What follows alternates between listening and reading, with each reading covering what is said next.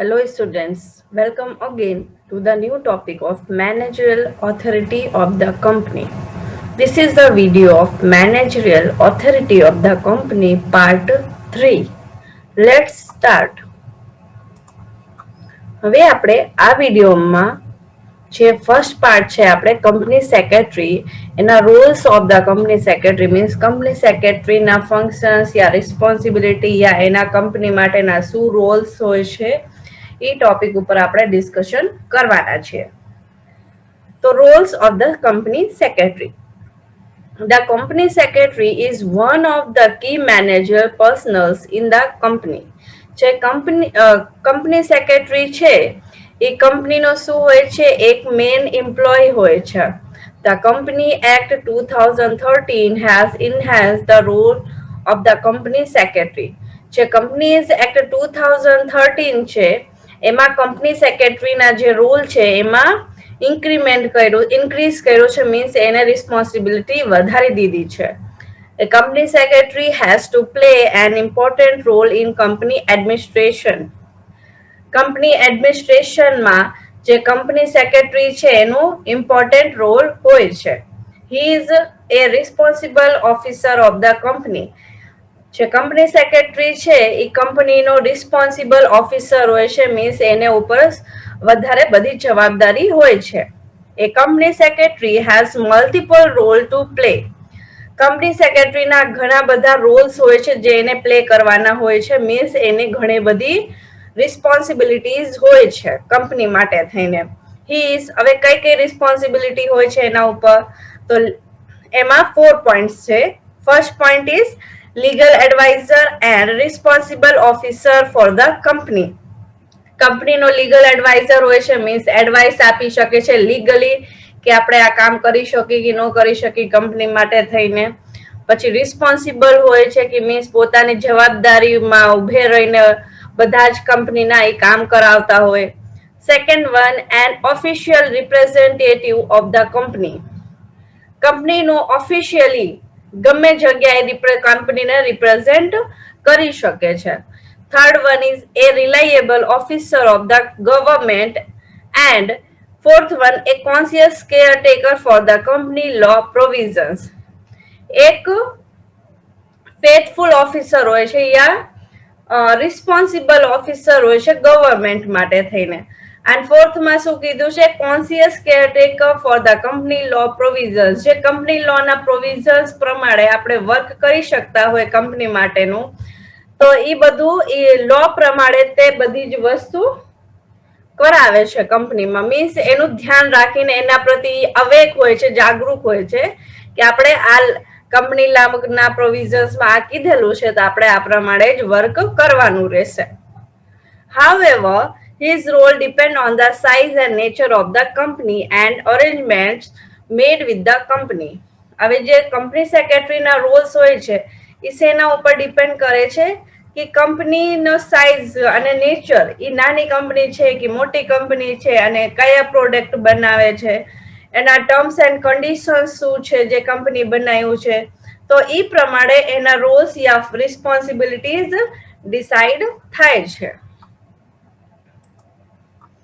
Let us discuss his role under 3 heads.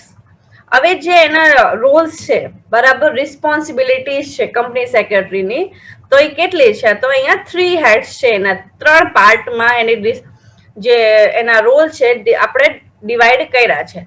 તો role of company secretary first one is company secretary as a statutory officer.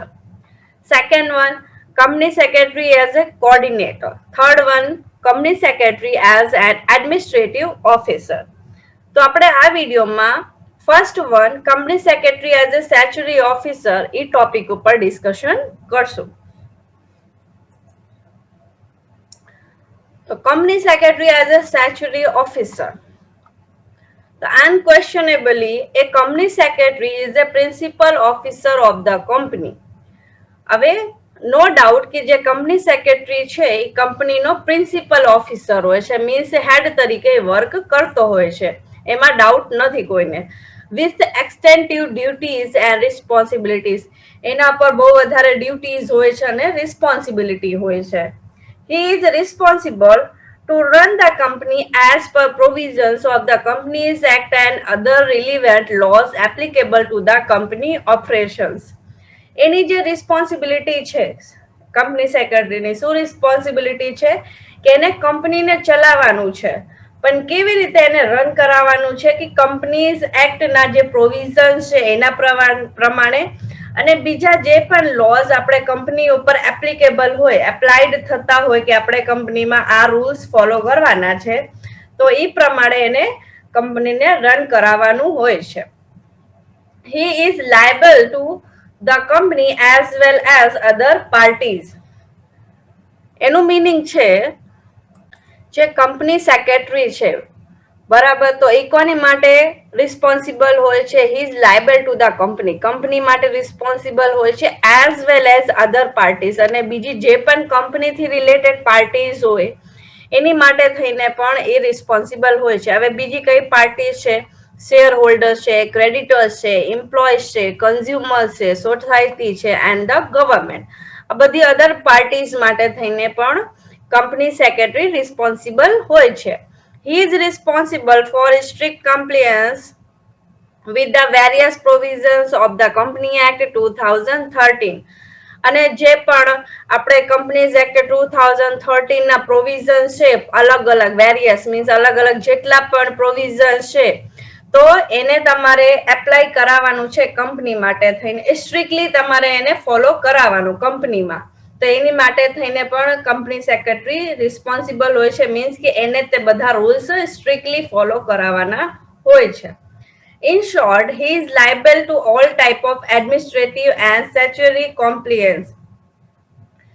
Shortly આપણે કહી કે જે company secretary છે તો administrative વસ્તુ હોય કે સ્ટેચ્યુટરી હોય, તો બધી વસ્તુ ઓલ ટાઈપ ઓફ બધી વસ્તુ મીન્સ કંપનીથી રિલેટેડ જે પણ હોય બધી જ વસ્તુ માટે કંપની સેક્રેટરી રિસ્પોન્સિબલ છે. Let us examine his role as a statutory or legal officer. હવે લીગલ ઓફિસર તરીકે એના કયા કયા રોલ છે એના ઉપર આપણે ડિસ્કશન કરીએ.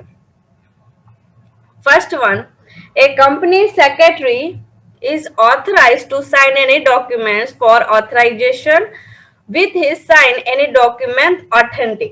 Section 21. જે કંપની સેક્રેટરી છે એ ગમે તે ડોક્યુમેન્ટમાં મીન્સ એની પાસે ઓથરાઇઝેશન હોય છે કે ગમે ડોક્યુમેન્ટમાં એ સાઇન કરી શકે છે અને એના સાઇન પછી તે ડોક્યુમેન્ટ ઓથેન્ટિક કહેવાય છે, પછી તે લીગલ કહેવાય છે. અને એ શેમાં લખેલું છે? તમારે કંપનીઝ એક્ટ 2013 ના સેક્શન 21 માં લખેલું છે. He is authorized to sign and deliver to the registrar the annual return of the company at closure of the financial year. Section 92 ના 1 પાર્ટ 1 માં. તો જે કંપની સેક્રેટરી છે એની સાઇન જોઈ શેની માટે થઈ? જ્યારે તમે એન્યુઅલ રિટર્ન ભરતા હોય કંપનીનું, જ્યારે તમારે ક્લોઝિંગ ફાઇનાન્શિયલ યર હોય ત્યારે તે કંપની સેક્રેટરીની કમ્પલસરી એમાં સાઇન જોઈ. હવે એ તમારે શેમાં કયા પ્રોવિઝન્સમાં લખેલું છે? કંપનીઝ એક્ટ 2013 ના સેક્શન 92 ના પાર્ટ સબ સેક્શન 1 માં ઈ મેન્શન કરેલું છે. Third one, he is authorized to authentic the financial statement including consolidated financial statement if any of the company and deliver the same to the ROC within 30 days of the annual general meeting. Section 134 and section 137(1). હવે જે company secretary છે એ શેની માટે થઈને ઓથરાઇઝડ છે કે જે તમારું ફાઇનાન્શિયલ સ્ટેટમેન્ટ નીકળ્યું છે યરલી, હવે એમાં including consolidated financial statement means combined statement જે પણ હોય કંપનીનો, ઇફ એની કંઈક હોય તો તમારે આરઓસીમાં કેટલા દિવસમાં તમારે એને મોકલી દેવાનું?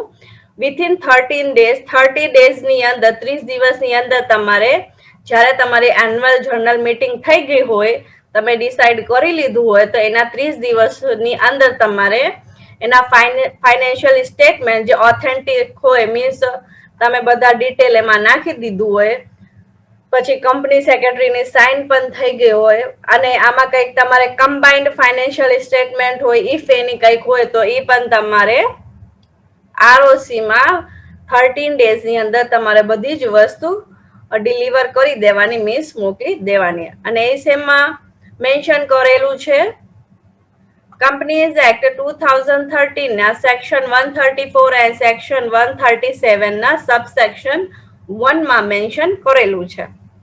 Fourth one, he is responsible of filing various returns under the Act with the registrar, such as return of the allotment, return of creation and satisfaction of changes, annual return, change of registered office and so forth. Company secretary ની શું responsibility છે કે જે પણ આપણે returns ભરીએ છીએ act પ્રમાણે, બરાબર, એની આપણે ફાઇલ કરવાની રહેશે. એ ફાઇલ કમ્પ્લીટ કરીને રાખવાની. હવે કયા કયા રિટર્ન્સ આપણે શેની ફાઇલિંગ કરવાની છે, કયા ડોક્યુમેન્ટ્સની? કે રિટર્ન્સ ઓફ એલોટમેન્ટ જે રિટર્ન કર્યું હોય, returns of creation and satisfaction of changes, annual return, change of registered office and so on. બીજી જે પણ એનાથી રિલેટેડ રિટર્ન્સ હોય છે એ બધી જ વસ્તુના તમારે ડોક્યુમેન્ટ શું કરવાનું? ફાઇલ કરીને રાખવાનું. Fifth one, he is bound to maintain various statutory registers such as. હવે જે કંપની સેક્રેટરી છે એની બાઉન્ડેશન છે, મીન્સ એ બંધેલો છે કે એને જે પણ વેરિયસ લીગલ રજિસ્ટર્સ, મીન્સ એને લીગલ રજિસ્ટર એનું પોતાનું મેન્ટેન કરીને રાખવાનું કે ગમે ત્યારે જરૂર પડે તો એ દેખાડી શકે.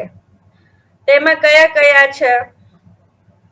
તો minutes of general meetings and board meeting. General meeting and board મીટિંગમાં જે પણ ડિસિઝન લીધા હોય એને એનું રજિસ્ટર લીગલી મેન્ટેન કરવાનું. Second one, register of members, debenture holders and index. કેટલા મેમ્બર્સ છે કંપનીમાં, ડિબેન્ચર હોલ્ડર્સ કેટલા છે, ઇન્ડેક્સ કેટલા છે, એ બધું તમારે મેન્ટેન કરીને રાખવાનું. રજિસ્ટર ઓફ ચેન્જીસ જે ચાર્जेस જે પણ ચાર્जेस થયા હોય એના રજિસ્ટર તમારે કમ્પ્લીટ રાખવાનું. Register of directors and key manager personal and their share holdings. તમારે કંપનીના જે પણ ડાયરેક્ટર્સ હોય, પછી કી મેનેજર એમ્પ્લોય હોય, મીન્સ ફૂલ ટાઈમ એમ્પ્લોય જે હોય, અને એના શેર હોલ્ડર્સ મીન્સ એમાં કેટલું શેર છે અને બીજા શેર હોલ્ડર્સ કયા કયા છે એનો રજિસ્ટર તમારે મેન્ટેન કરવાનું. Fifth one, register of loans and investment. તમે કેટલું લોન લીધેલું છે, ક્યાં ક્યાં ઇન્વેસ્ટમેન્ટ કરેલું છે એનું રજિસ્ટર મેન્ટેન કરવાનું. એની અધર રજિસ્ટર એઝ મે બી નેસેસરી. અને બીજા કોઈ પણ તમારે લાગતું હોય કે આ નેસેસરી છે, મીન્સ આપણે એનો રજિસ્ટર મેન્ટેન કરવાની જરૂર છે, તો એ પણ તમારે મેન્ટેન કરવાનું. કોને મેન્ટેન કરવાનું? એ બધી વસ્તુ કંપની સેક્રેટરીને મેન્ટેન કરવાની. 6th one, he is responsible to issue share certificates and debentures, section 56. હવે કંપની સેક્રેટરી રિસ્પોન્સિબલ હોય છે શેની માટે? ઇશ્યુ શેર સર્ટિફિકેટ, કે જે પણ શેર હોલ્ડર્સ હોય એનો શેર સર્ટિફિકેટ એને ઇશ્યુ કરવાનું હોય છે, અને ડિબેન્ચર્સ ને પણ ઇશ્યુ કરવાનું હોય. સેક્શન 56 આ શેમાં આપેલું છે? કંપનીઝ એક્ટ 2013 ના સેક્શન 56 માં આ લખેલું છે.